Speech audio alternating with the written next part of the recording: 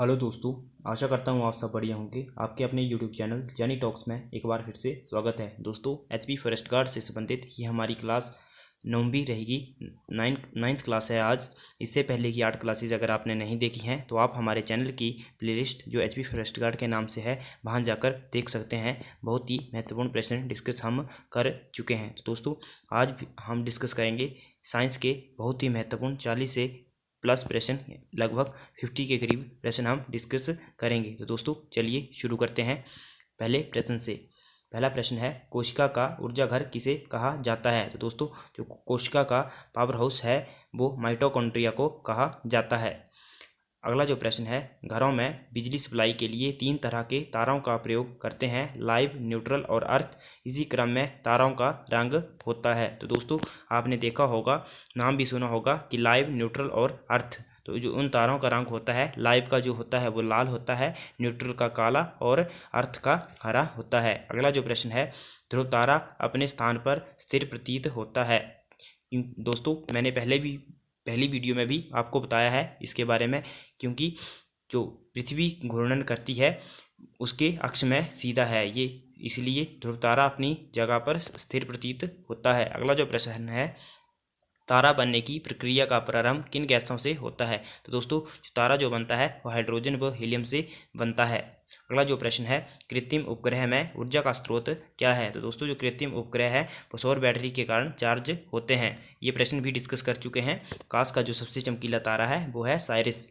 अगला जो प्रश्न है, नोबल गैसें किसी अन्य परमाणु से क्रिया क्यों नहीं करती हैं? ये भी दोस्तों मैं आपको बता चुका हूँ पिछली वीडियो में। जो नोबल गैसें हैं उनका जो बाहरी कोश होता है वो फुल होता है 8 इलेक्ट्रॉन से, या फिर जो बाहरी कोश होता है जैसे जो हीलियम है उसके लास्ट कोश में अंतिम कक्ष में 2 इलेक्ट्रॉन है, और जो नियोन है उसमें 8 हैं, और जैसे आर्गन है उसके भी फुल है 8 हैं। तो ये सभी नोबल गैसें हैं। अगला जो प्रश्न है, पानी में साबुन घोलने से पृष्ठ तनाव पर क्या प्रभाव पड़ता है? तो दोस्तों, जो पानी में जब साबुन घोला जाता है उससे सर्फेस टेंशन जो है वो कम हो जाता है। पटाखों में लाल रंग किस तत्व की उपस्थिति के कारण होता है? तो दोस्तों, जो पटाखे होते हैं उनमें जो लाल रंग होता है वो स्ट्रोंशियम की उपस्थिति के कारण होता है। जो हरा रंग है वो बेरियम की उपस्थिति के कारण होता है।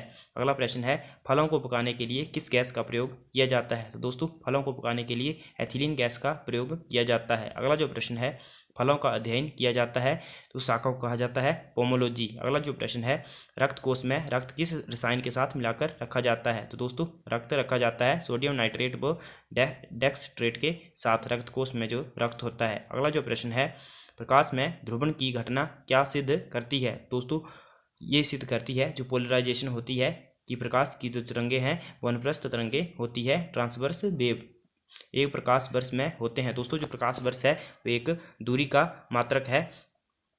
प्रकाश वर्ष जो है वो दूरी का मात्रक है, और एक प्रकाश वर्ष जो होता है वो 9.46 इंटू 10⁻12 किलोमीटर के बराबर होता है। अगला जो प्रश्न है, फोटोग्राफी में प्रयोग किए जाने वाले हाइपोबिलियन का रासायनिक नाम है? तो दोस्तों, सोडियम थायोसल्फेट है फोटोग्राफी में जो हाइपोबिलियन यूज किया जाता है। अगला जो प्रश्न है, हुक्म का नियम विज्ञान की किस शाखा से संबंधित है? दोस्तों, जो हुक्म का नियम है वो भौतिकी विज्ञान से यानी कि फिजिक्स से संबंधित है। अगला जो प्रश्न है, डॉपलर प्रभाव किस क्षेत्र से संबंधित है? दोस्तों, जो डॉपलर प्रभाव है वो ध्वनि तथा प्रकाश से संबंधित है। मेंडल का नियम संबंधित है। दोस्तों, जो ग्रेगर जॉन मेंडल थे वह आनुवांशिकता से संबंधित थे। अगला जो प्रश्न है, स्टील पर जिंक की परत चढ़ाने को क्या कहते हैं? तो दोस्तों, जो स्टील पर जिंक की परत चढ़ाई जाती है उसको गैल्वेनाइजेशन कहते हैं। अगला प्रश्न है, यांत्रिक ऊर्जा को विद्युत ऊर्जा में बदलने वाला यंत्र है? दोस्तों, जो यांत्रिक ऊर्जा होती है उसको विद्युत ऊर्जा में बदलने वाला यंत्र डायनेमो है, और जो विद्युत ऊर्जा को यांत्रिक ऊर्जा में विद्युत मोटर बदलती है। अगला जो प्रश्न है, सूक्ष्म कणों की किसी द्रव या गैस में दिशाहीन स्वच्छंद गति को कहते हैं? तो दोस्तों, जो सूक्ष्म कण होते हैं उसकी किसी द्रव या गैस में दिशाहीन स्वच्छंद गति को ब्राउनियन मूवमेंट कहते हैं। ध्यान रखना है, ब्राउनियन मूवमेंट।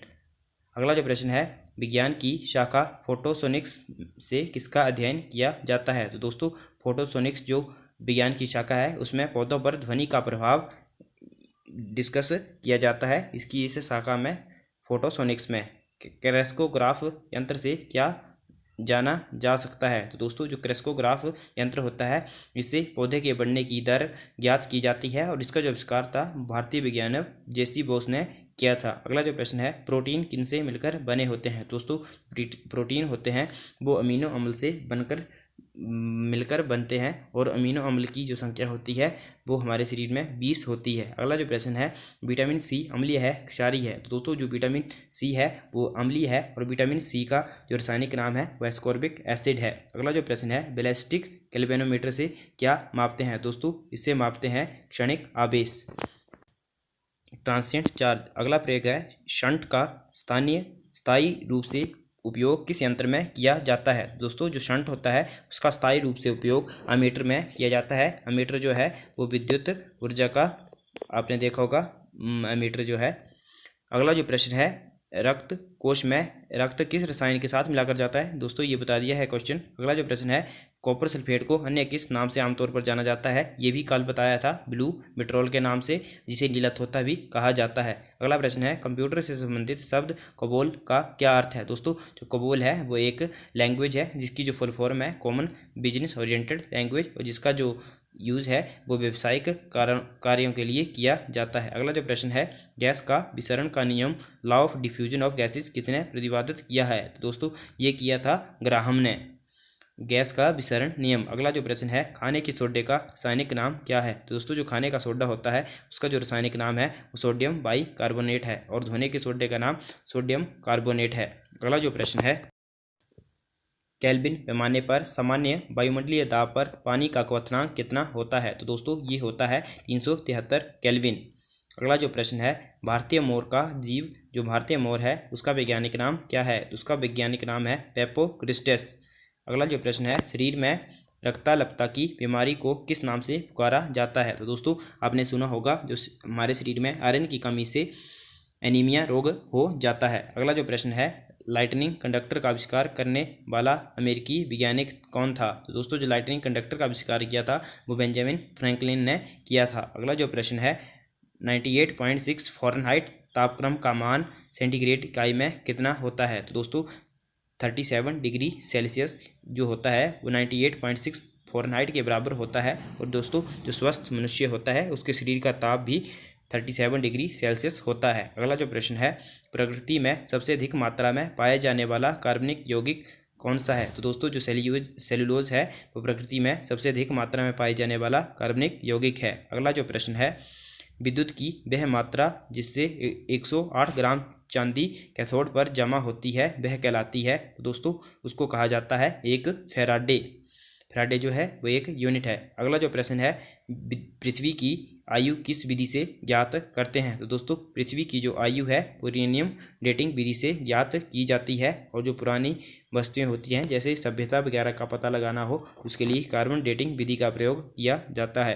अगला जो प्रश्न है, नागासाकी पर गिराए गए परमाणु बम में किसका प्रयोग किया गया था। तो दोस्तों जो नागासाकी पर हिरोशिमा और नागासाकी पर जो बम गिराए गए थे उसमें प्लूटोनियम का प्रयोग किया गया था। अगला जो प्रश्न है, किस वैज्ञानिक के प्रयोग से यह साबित हुआ कि डीएनए एक आनुवंशिक पदार्थ है। तो दोस्तों वो उनका नाम था डॉक्टर हर्शे एवं चेज। उनके प्रयोग से साबित हुआ कि डीएनए एक आनुवंशिक पदार्थ है। अगला जो प्रश्न है, सिरके में कौन सा अम्ल होता है। तो दोस्तों सिरके में एसिटिक अम्ल होता है। अगला जो प्रश्न है, हेमेटाइट खनिज कौन सी धातु से प्राप्त होती है। तो दोस्तों हेमेटाइट जो खनिज होता है वो लोहे से प्राप्त होता है। तो दोस्तों आज की वीडियो में इतना ही। वीडियो को लाइक करना ना भूलें और चैनल को सब्सक्राइब करना ना भूलें। जय हिंद, जय भारत, वंदे मातरम।